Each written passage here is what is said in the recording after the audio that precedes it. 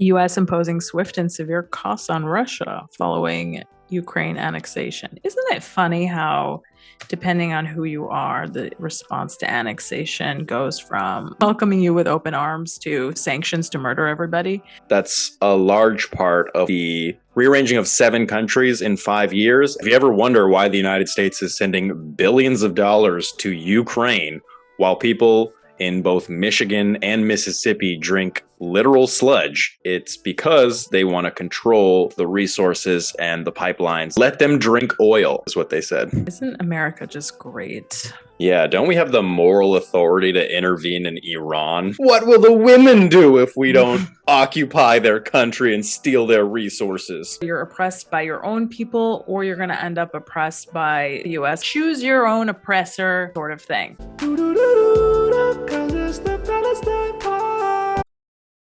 Hello and welcome to episode 72 of the Palestine Pod, the weekly podcast where we break down the latest headlines dealing with Palestine from all over the world and bring you stories, commentary, and interviews with the aim of supporting the Palestinian struggle for justice and equal rights.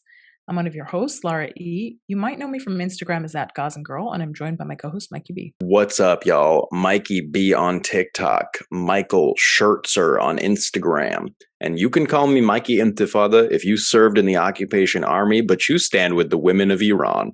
Yes. Well, there was that video, and we're going to talk about that. Before we get into today's episode, please like, comment, and subscribe if you hang out with us on YouTube. If you're listening on a podcast app, subscribe and leave a review. As always, you can find our full episodes and sources on PalestinePod.com. And if you want to get involved in the conversation, reach out to us at PalestinePod@gmail.com and give us a follow on Instagram @ThePalestinePod. Find us also on Patreon, where you get early access to the Palestine Pod episodes and an additional 1 to 2 podcasts per week, including the Patreon Pod. It's a little more laid back. We talk politics, Palestine, pop culture, and get a little more personal. We're also hosting our monthly Zoom happy hours with our Patreon subscribers only. So really exciting stuff. Check us out on patreon.com/Palestine.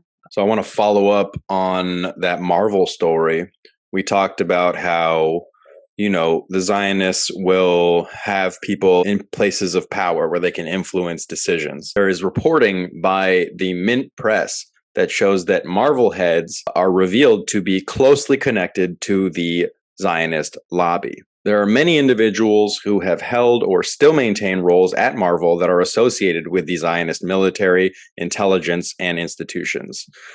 First off, Isaac Perlmutter, the current chairman of Marvel Entertainment, served in the Zionist army during 1967.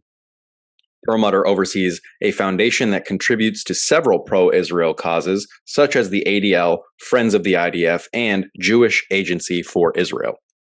Avi Arad, the CEO of Marvel Entertainment, also served in the Zionist occupation army during 1967.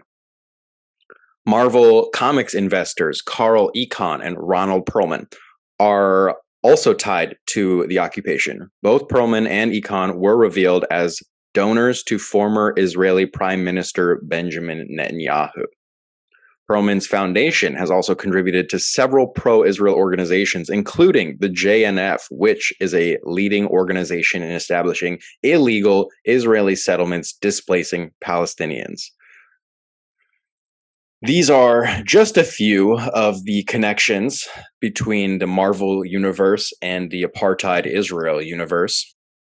And we were correct in our assumption that they have infiltrated Marvel, put people in positions of power, and now are able to create a narrative that is favorable towards the occupation. It's crazy that you could be accused of anti-Semitism for literally just stating facts. It's even crazier that there are people who will weaponize anti-Semitism against a Jew, speaking out about the moral quandary that is the Zionist occupation of Palestine. There's an article in Workers Today that says Hollywood producers working with Israel to defend its war crimes.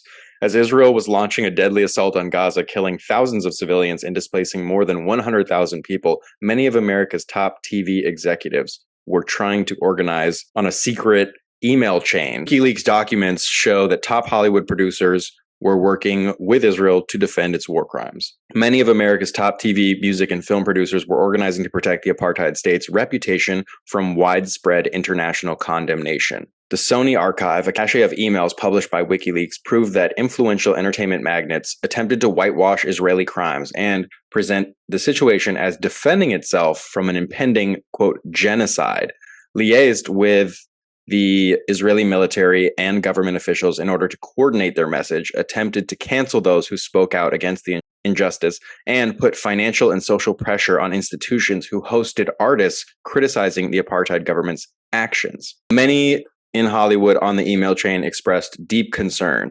"We must make sure that this never happens again," insisted producer Ron Rolfotz.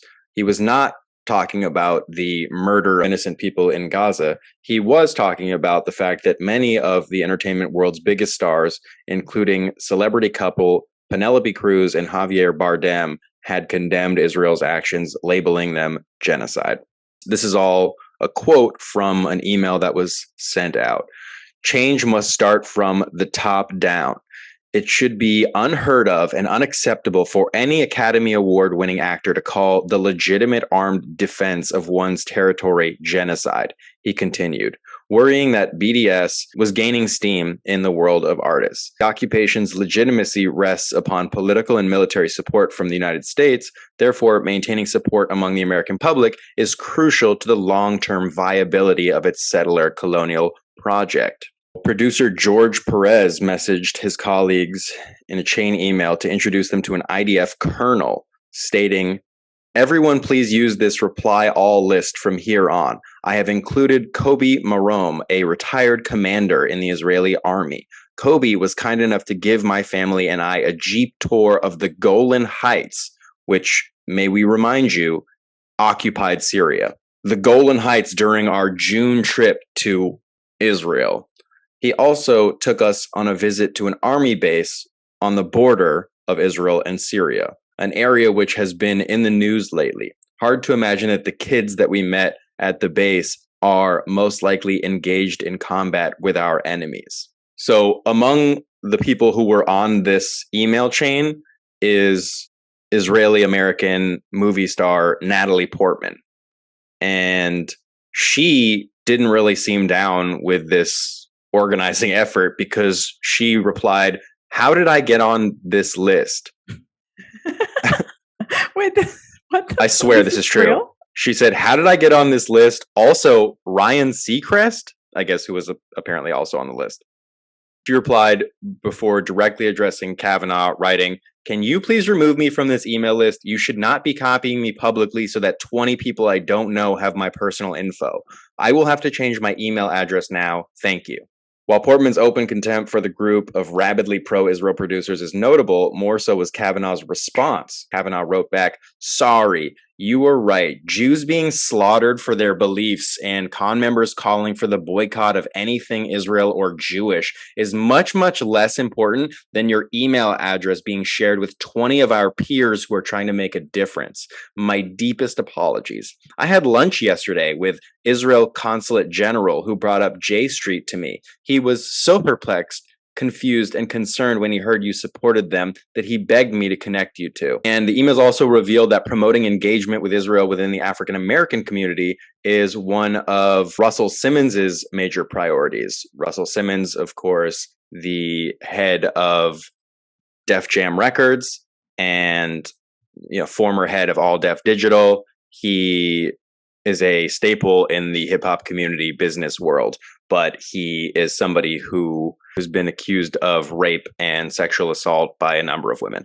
The relevant portion to this is him replying that he said, quote, "We have hundreds of collaboration programs between imams, rabbis, and their congregations. We have many respected imams who would join former Chief Rabbi Metzger, Rabbi Schneider, and non-Jews in promoting the Saudi peace plan.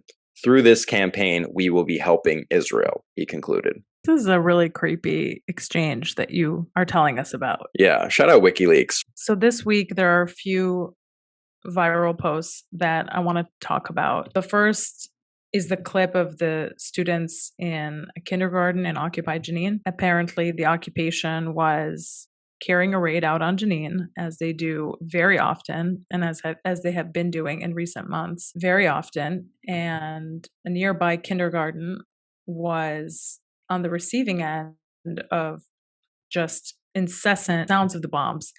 And all you see are these children who are crying, trying to get any attention from the adults, horrified and just terrified because of the sounds, which basically, like, when you see the video, it makes it look like the kindergarten itself is being bombed, which I understand is not the case, but that it was from the occupation that was happening nearby. And you see the adults, which are working in the kindergarten, that are telling the students that, oh no, it's nothing, it's just a wedding nearby.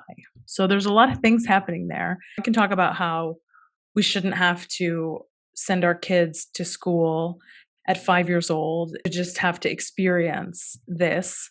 I could talk about the impact that it's going to have on these kids as they grow up to be on the receiving end of this incessant trauma, which is never treated, and they just continue to live different versions of it day after day.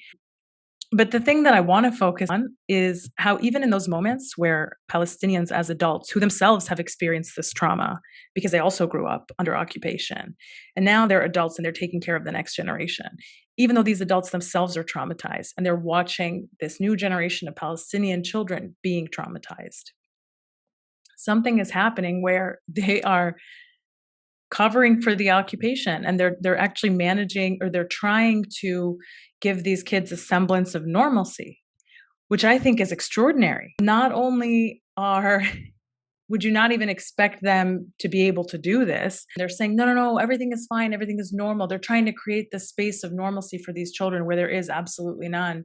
And it's a funny contrast to what the Zionists will say about Palestinians when they'll say, oh, we teach our children to hate, or, oh, we're just, this is how we are. We just hate them for who they are instead of what they're doing to us. Actually, not only is that not true, but it's so far from being true, because in these moments where we could tell our children, this is what's happening. There's a Zionist raid on Jenin and we're being occupied, and this is what the Zionists are doing to us. And yes, it's scary and it's horrifying.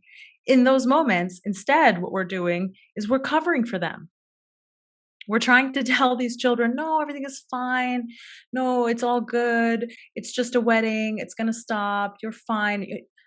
To me, that's like, why are we not talking about that more? Why are we not talking about the emotional weight that every Palestinian under occupation lives, and then how they try to still create moments of normal life for the children that they are raising? I think it blew me away when I heard that in that clip. You said covering for the occupation, and I understand what you mean. You meant like trying to create a situation where the kids are comfortable. The kids are not in a state of panic. I wouldn't call that covering for the occupation, because covering for the occupation is like what the Palestinian Authority is doing, right? Where they are actually coming in, doing the work of the occupation, doing the raids, killing people, like creating a situation where it's Palestinians who are regulating the opportunities and activity of other Palestinians for acting in opposition to the Zionist occupation. So I understand what you meant, but I just wanted to, because there is that. There are the Palestinian, like the Palestinian Authority has been wilding out recently, conducting raids of their own, firing in public, like they are bugging. Yes, and I don't mean covering in that sense. You know, we are people who have every right to tell our children the things that are happening to us. We have every right to do that.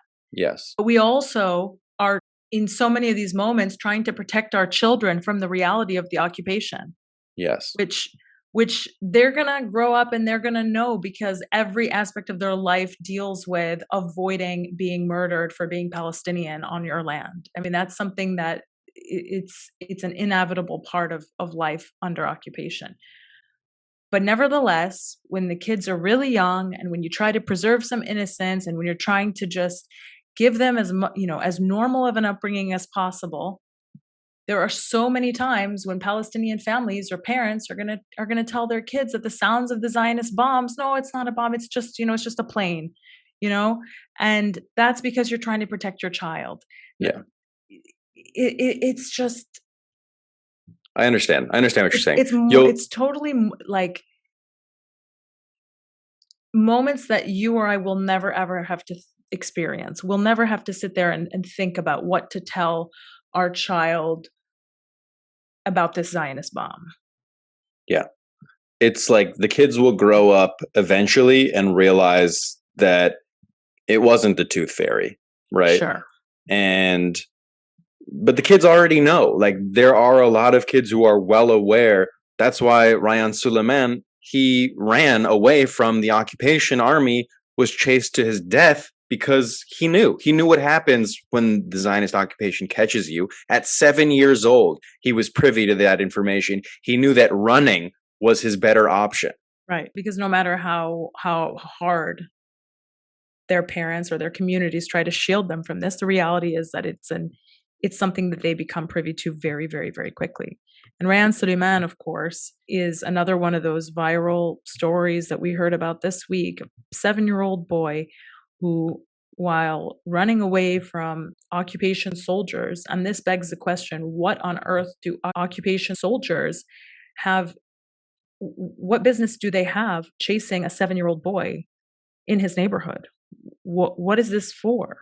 Why is nobody asking why they're doing that in the first place? It's just taken as some sort of an inevitable fact. And then, oh, it's unfortunate that the boy has died, but nobody's questioning the presence of the occupation on his land or what they were doing chasing him to begin with. I haven't seen any mainstream media source that has covered the death of Suleiman talk about why is it that these Israeli occupation soldiers are chasing him to begin with. 7 years old is really young. It has really hit his community very hard. We saw videos of his parents saying goodbye to him shortly before his funeral. And his father said a soldier ran after him until he died of fear. I took him in the car to the hospital, yet they stopped me again to check the car, although they saw him dead. He put the gun in my head and said he needs to check the other house. So get this. Not only did they kill this boy, but when the father was trying to take the boy to the hospital, he was stopped by soldiers again, who not only subjected him to a check, forced him to show his house, and subjected the house to a check before the boy could be taken to a hospital, even though the boy was already dead. These people have absolutely no humanity. I'm reading from CNN, by the way. This is a CNN article. Thousands attend funeral for 7-year-old who died, Palestinians say, in Israeli troops chase. Why are any troops chasing a 7-year-old boy? Hey, how many soldiers does it take to chase a 7-year-old? But I mean, even just the notion that CNN is going to print this and talk about Israeli troops chase, you're talking about a 7-year-old boy. Isn't that the more interesting angle of this article, is why is this happening in the first place? And what is this sort of unbridled state power that, and violence that is allowing this scenario to occur? They have absolutely no respect for the sanctity of human life. It's so difficult to create a child. Like, there are women whose bodies, they're never the same. Like, their mental is never the same. Their physical is never the same. They make sacrifices with their literal body. And then the occupation army just comes through and gets rid of just murders your child for literally no reason. That's somebody's child. That is a literal baby. And they're just like, yeah, cost of doing business. No big deal. That mother will never be the same. That father will never be the same. There is no situation where a mother and a father should have to be burying their 7-year-old child. And it's like, the kid wasn't sick, right? There was no issue. The only problem that child had, he was born under occupation in Palestine. He was Palestinian, and so he was chased to his death by the occupation army because that is their modus operandi. That is what they do. They murder Palestinians. They'll try and stop you from having children. That's why women have to smuggle sperm out of jails to procreate. They'll try and stop you before you even have kids. And if you manage to have a kid, they'll probably kill him. Like clockwork, the so-called Israeli army was asked for a comment on this incident, and the spokesperson said that soldiers did not run after children and that no soldier stopped the father taking his son to the hospital, and that the only reason soldiers were there is because they saw people throwing stones at vehicles on the road. Pay no attention to the man behind the curtain with an automatic rifle. It is so crazy how they are literally there with all of this weaponry, and then everyone keeps dying, and then they just say, oh, no, it wasn't us. We were just there, we were just on a walk, and then this thing also happened, but it wasn't us, the only people. And if it was us, it's because they threw rocks, right? And so it's justified because we are defending ourselves from children. Also, earlier this week, the Palestinian Ministry of Health has reported that 4 Palestinians were killed in occupied Jenin during yet another raid, and many more injured, well over 40 as of now. Every week there's a new raid on Jenin, and every week we see the images of new martyrs from Jenin. The occupation is killing our youth, the young men that are supposed to get married and be the fathers of the next generation of Palestinians. And every week the Israeli occupation robs us of yet another beloved family member. And this week it was Mohammed Al-Auna, Mohammed Abu Nasa, Ahmed Alauna, and Abed Khazem. You look at their pictures, they look like they have bright futures ahead of them. They look like any one of my cousins, uncles, whatever it may be. And here we are mourning yet again the loss of beloved Palestinians. It doesn't get any easier. It doesn't get any easier. Glory to the martyrs of Palestine. Shout out to the boys and girls in Jenin who are resisting, because we've been seeing y'all putting points on the board. Ayan Palestine has also reported this week that an 18-year-old Palestinian young man by the name of Fayyaz Damdoum has been killed by the occupation in Jerusalem on October 1st. Ayan Palestine has published another video showing some of the confrontations that take place between occupation armored vehicles and Palestinians in the southern Bethlehem area on September 30th. And you literally see this armored occupation vehicle coming very close to running over Palestinians who are protesting its presence. Oh, they tried to run him over. September 28th, Human Rights Watch published a statement that states should act to protect human rights in Palestine and dismantle Israel's apartheid. One of the leading human rights organizations in the world. They spoke about the Israeli raids of the offices of 7 Palestinian civil society organizations and the Zionist attempt to order their closure as a means to further silence Palestinians. They wrote about the escalation of the repression of their Palestinian partners. Human Rights Watch regularly collaborates with many organizations on the ground, including the International Federation for Human Rights, Amnesty International, and they talked about the arming escalation of their Palestinian partners, and they put out this call to voice their support to Palestinian civil society in their fight against the abusive and prolonged occupation, annexation, impunity, and apartheid. And I thought it was a great statement, very strong, basically to say that states should call on the Israeli government to rescind its designations of Palestinian human rights groups as terrorist organizations and allow them to carry out their vital work unhindered, and that overall these states should make clear that they will impose meaningful consequences on the Israeli government should it fail to reverse course. Necessary statement, obviously far from seeing anything like this happen, but I do feel like the major human rights organizations have been getting more and more ballsy in terms of the language that they're using to stand up against Israeli apartheid.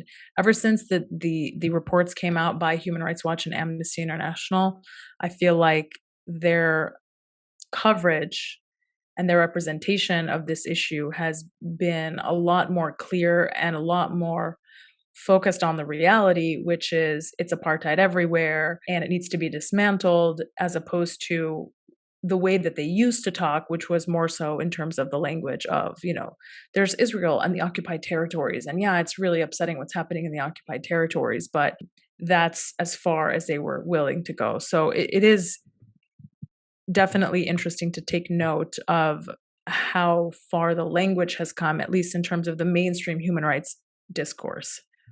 Yeah, it's nice to see their progression. It's taken them long enough. And I'll quote Mohammed El-Kurd when I say, I'm sure the occupation is shaking in its boots based on all of these strongly worded letters and speeches. Yeah. Well, we know they're not, but at a minimum, we need this. It's a minimum, right? It's a floor, not a ceiling. It's just the bare minimum. You just have to tell the truth about what's happening. Yeah, we know they're not even wearing boots. It's a flip-flop place. The IMEU has reported that Google workers have gathered in protest of Project Nimbus, a $1.2 billion contract with the apartheid Israel government and military that will provide the apartheid state with harmful technology to use against Palestinians. The contract, which also includes Amazon, will further entrench Israel's violent apartheid system. So far, hundreds of Google and Amazon employees have spoken out against Project Nimbus. Don't they have enough dystopian technology? I know, right? Like, at what point is it like, hey, we've got it. We've got enough. We've got the full dragnet surveillance. We could literally read people's text messages as they're typing them. Like, it's okay. We're good. Yeah. But that's the thing, is like they never will feel safe. It's their own insecurity that drives the teeth of the occupation. They're scared that Palestinians will organize. They're scared that Palestinians will return and outnumber them. They're scared that one day they will be subject to the same oppression that they dish out every single day. And so that's why they're gripping so tight on that handle of the gun, right? Because that's the only thing. The resupply from America and that gun is the only thing that keeps them from being locked in cages, is what they believe. Most Palestinians just want to live. Like, Palestinians have no interest in like keeping the checkpoints or like putting Israelis into like there's no Gilboa prison that Palestinians run, right? No, and there never will be. No, and that's exactly the point. Ask any Palestinian what liberation means. It just means that my house won't be demolished. It means that I can just go to school without encountering an occupation soldier. It means I can return to the land that my grandfather was born on, that I still have the deed and the key to the house of. Yeah, that's what liberation looks like. And if that's scary to you, then query why that's scary to you and what you must be doing in order for that to be a scary thing for you. Well, they're living in that house, so. Yeah, exactly. I could see them being scared. Tech workers for Palestinian freedom, another Google worker against apartheid, another Google worker against evil tech are just some of the posters that were held by employees who attended this demonstration against the Nimbus project. And there was a high-profile resignation by a Jewish Google employee. Her name is Ariel Koren. She was featured on a podcast with Diana Butu. Check it out. It's worth listening to. It's a good interview, and it's worthwhile to hear from her why she decided to publicly resign for this reason, being a Jewish Google employee who can no longer support the occupation of Palestine. Yeah, Ariel's story went viral at the end of August when she announced that she was leaving Google due to retaliation and hostility against workers who speak out. She wrote on Twitter, quote, "Google moved my role overseas immediately after I opposed its 1 billion AI/surveillance contracts with Israel. And this is far from an isolated instance." And the New York Times reported at the time, Google employee who played key role in protest of contract with Israel quits. The worker said the company had tried to retaliate against her activism, opposing a deal with the Israeli military, while coworkers argued that the company had an anti-Palestinian bias. The company's like, we don't have an anti-Palestinian bias. What even is Palestine? This message has been brought to you by friends of the IDF. Ariel also shared quotes of fellow Google employees who were Palestinian and whose identities were withheld to protect their jobs and livelihoods. Yeah, because the thing is these fucking psychos will do anything and everything they can to rob you of your livelihood. It's just like that story where the Hollywood executives are like, nobody who has touched an Academy Award should be allowed to say anything negative about the occupation because we'll never cast them in anything again. By the way, if you never see me on TV, you know why. I'm boycotting them. I'm boycotting Thank you, Michael, for the clarification. Not because they're boycotting me. You know what I mean? It is mutual, apparently. But Ariel shared, one of her former colleagues wrote, as a Palestinian, my feelings of marginalization only grew when I began seeing my coworkers issued warnings just for having empathy for Palestinians. Another Palestinian Google worker wrote, working at Google was always my dream job until I learned about Project Nimbus. I feel like I'm making my living off of the oppression of my family back home. If Google truly believes in avoiding unjust impact through the use of their AI, then why are they choosing to profit from $1 billion contract with the government and military, which consistently violates international law? Which is a very important question.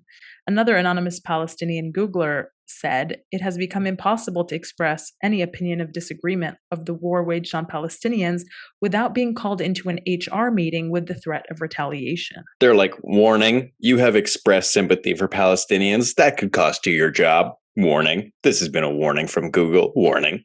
Is it just like an automatic warning? Oh yeah, it's not a real person. It's an AI. It's a warning. Bot. They have a bot for it's that. It's a part of Project Nimbus, actually. There's a special, like, an Alexa, or whatever, Lexus. Yeah, but for empathy. Yeah, but for Palestinian empathy, right? They're like, warning, warning. It appears that you're expressing sympathy for Palestinians, and I think you want to keep your job.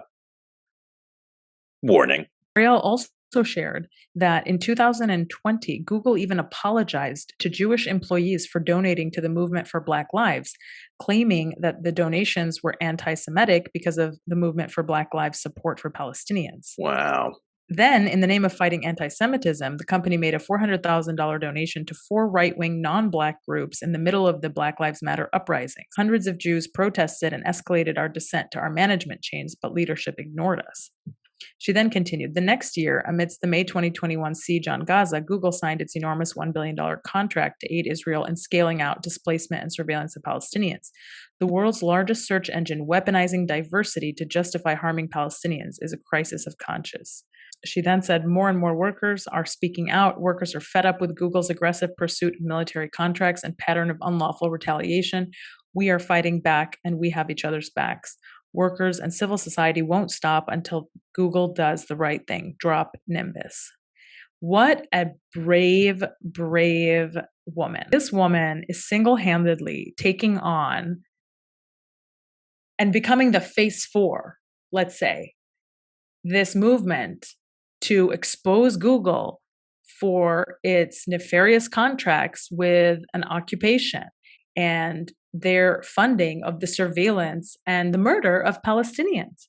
And she is coming out and saying, not only am I going to be the face for this, but I'm going to stand in the way of dozens and dozens of Palestinian workers who were my former coworkers who can't reveal their identities because of the retaliation that will take place against them. And as a Jewish individual is putting her body on the line for Palestinians.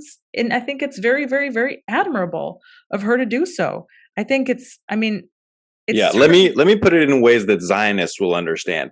She's acting as a moral human shield. Yeah, that's literally it. She is putting her body and her livelihood and her future endeavors and ability to earn in the way of Zionists who would surely attack all of the people who are associated with this movement many of whom have decided to stay anonymous because they need to keep their jobs. Exactly. And it's like, she's one of many Jews who recognizes the position we live in, like the position that we hold and the power of our voice because we're Jewish, because they weaponize anti-Semitism, because we have this moral obligation to speak out for the people of Palestine. And she is doing a great job. Much respect to her and to all of the other Jews who are in the same situation. Along the same lines, it was actually reported by the IMEU that the apartheid state is now using a remote control gun inside of occupied Hebron. It's an AI controlled gun at a highly trafficked occupation checkpoint where Palestinians have to pass every single day, now has been set up and installed by the occupation army. And you know that when that thing spits bullets, like they're just going to be like, whoops, coding mistake.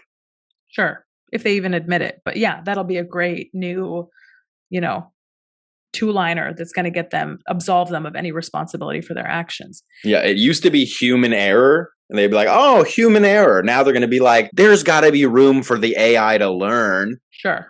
How many lives does the AI have to claim before you guys are like, oh, well, I guess we should just put children in front of the guns again? Now, to be clear, the apartheid state forces all Palestinians in occupied Hebron to move through this checkpoint, whether they're going to work, school, visit family, or friends. It is just a daily obstacle that Palestinians have to face. And now, when they are walking through this checkpoint, there's always going to be a risk that this AI-controlled gun is going to murder them. That's just going to be one of the, new things I have to worry about if I'm a Palestinian living in occupied Hebron. This AI-powered gun will fire stun grenades, tear gas, and bullets at Palestinians, according to the IMEU. Tear gas and coated bullets fired by the Israeli military have seriously injured and killed Palestinians in the past. So they're just, par for the course, doing what they do best, which is just come up with new ways to murder Palestinians. Hey, how many Zionists do you think stare down the barrel of a gun every single day? Or are they busy reloading it? You know what I mean? It's like there was a scene in Rami, and we talked about this more on the Patreon pod, but there's a scene in Rami where Rami is with a bunch of Zionists. They enter the occupation. Rami's uncle gets caught up and detained. And then Rami and his Zionist friend, the Zionist friend is like, oh yeah, like he'll just be processed for like a few hours, probably just getting a vibe check on him. And then Rami's like, okay, but what's the process? And the Zionist kid who's from America is like, oh, I don't know. I've never been stopped, but we should get out of here just before we get processed as well, right? Let's get out of here. Like, they know something is wrong. They know that they don't want to be treated the same way as Palestinians, and they want to get away from it as quickly as possible so that they can go back to, drinking on the beach and doing drugs in these clubs. And that actually reminds me of a video that I saw on Instagram recently where it was a black woman who was asking a group of white women, they were like, how many of you would trade places with a black person? You know what I mean? And obviously the women like tried to deflect and be like, well, I dated a blah, blah, blah. And it's like, the answer is none, because you recognize that there's a discrepancy between the way you're treated and the way they're treated, and you don't want to experience that.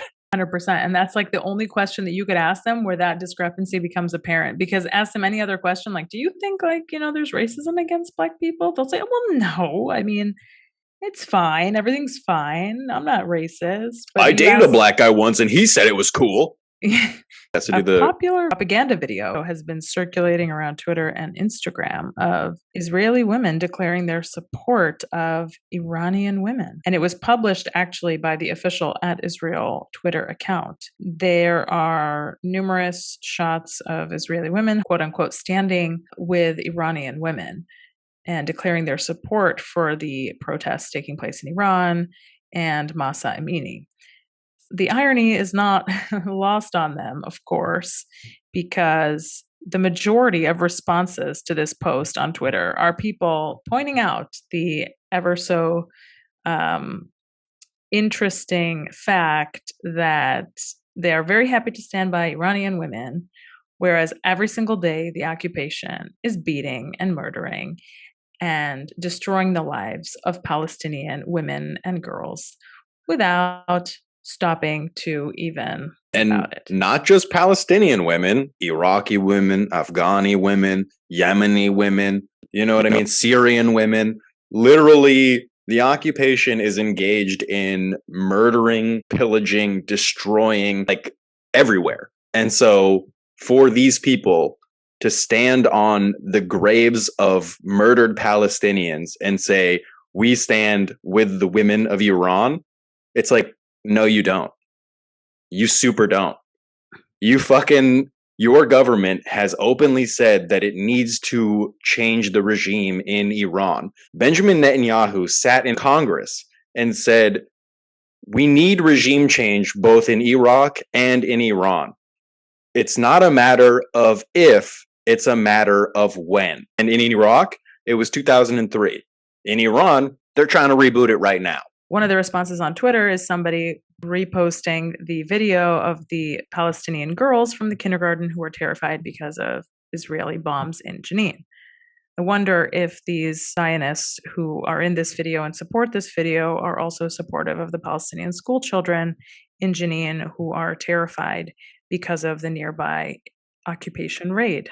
Or do those girls not count? Yeah, I saw another video that was like a mashup of the Israeli women saying we support Iran and then human rights violations in Palestine against Palestinian women.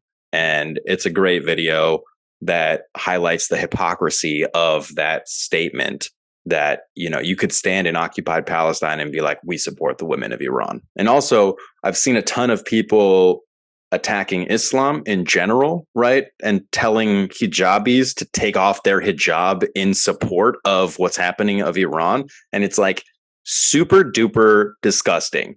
Nobody has the right to tell a woman to put on a hijab, to take it off. That is every woman's own decision. That white feminism, you know, the kind that gets really excited about freeing women from hijab, but doesn't care at all about the real issue, which is a woman's choice over her own body, bodily autonomy, and the ability to live as a citizen with full rights and to make choices about your life. You know, that's the issue here. It's not about if I cover or if I don't cover or what your thoughts are about me covering. They don't understand any of that. You know, they think it's just, for them, it's just this fascination with how do we make the Muslim woman take off her hijab and how do we free her from this surely oppressive cloth, when it's like, have you ever even talked to a Muslim woman?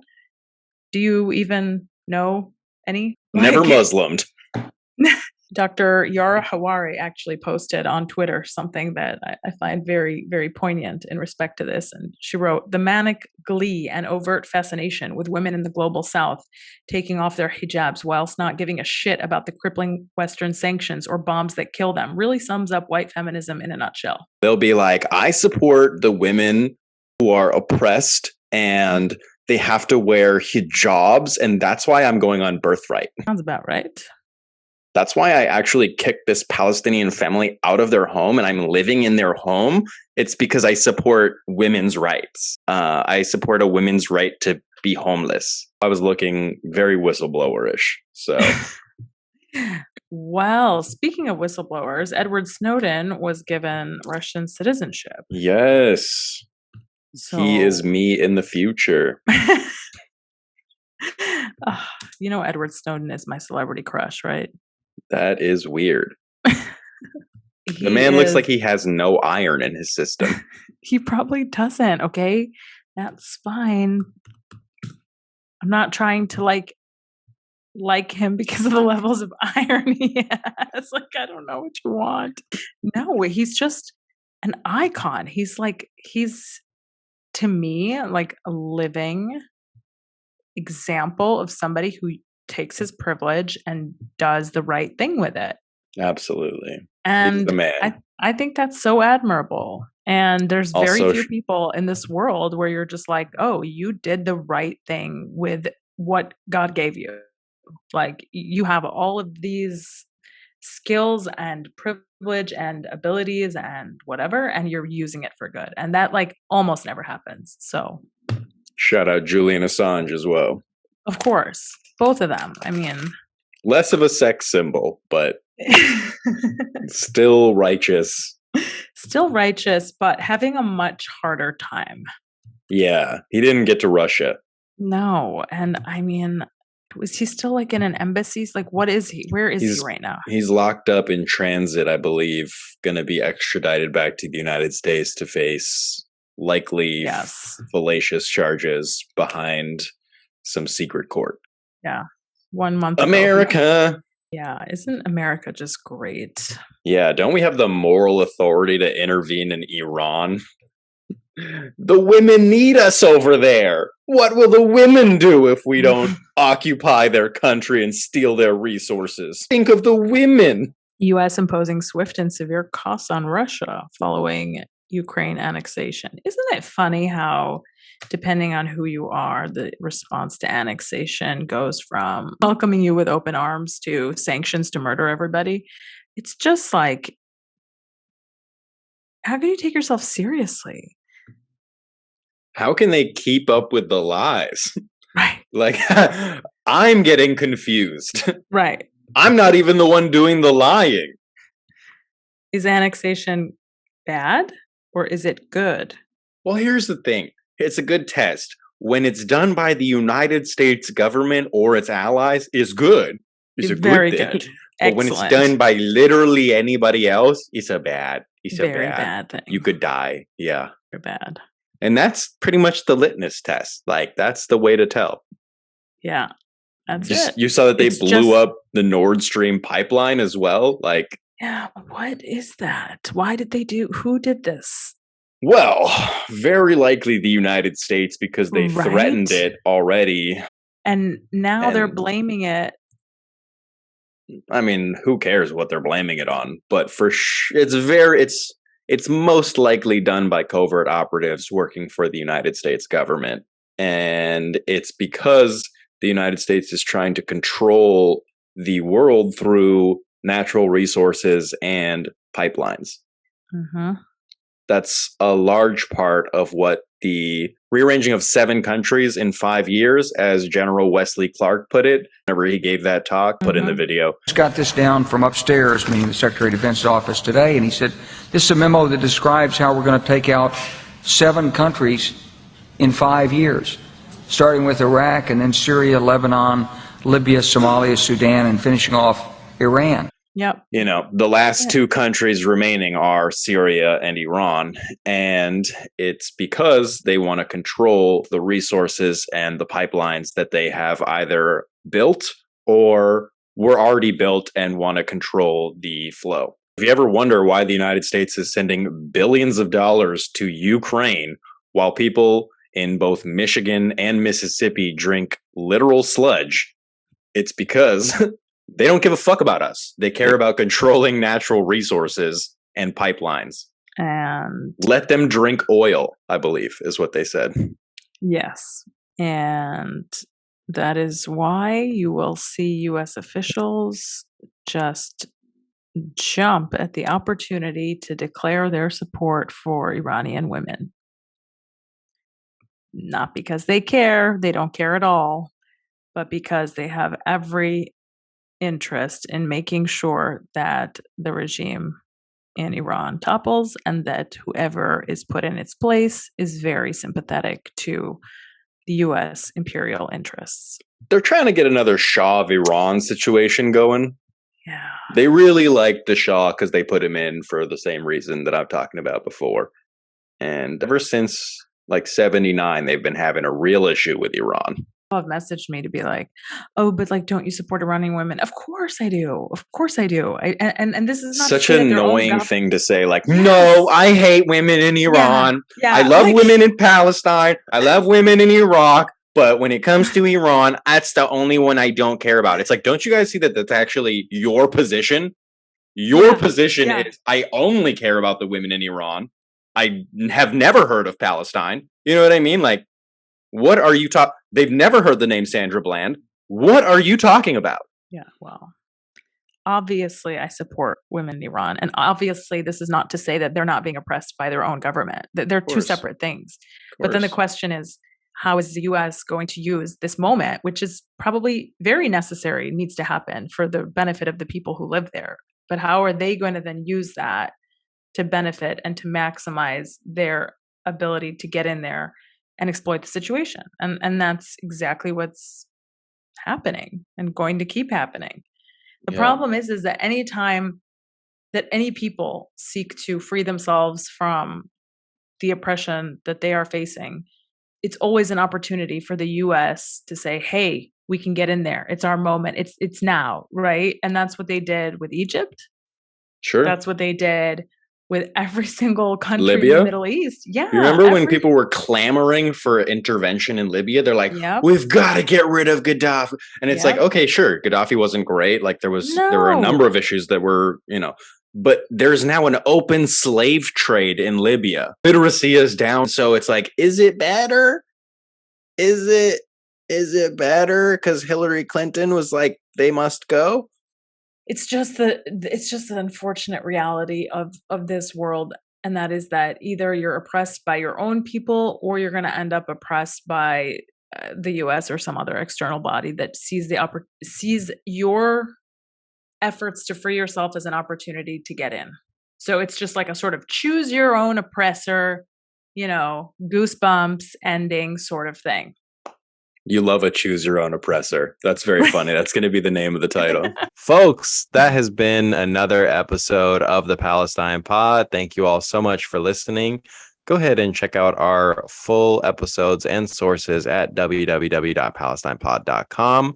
Follow us on Instagram at @ThePalestinePod. Send us an email if you think that we want to hear from you at palestinepod@gmail.com. And check us out on Patreon, www.patreon.com/PalestinePod. That has been another episode of the Palestine Pod. Thank you all so much for listening. Have a great day.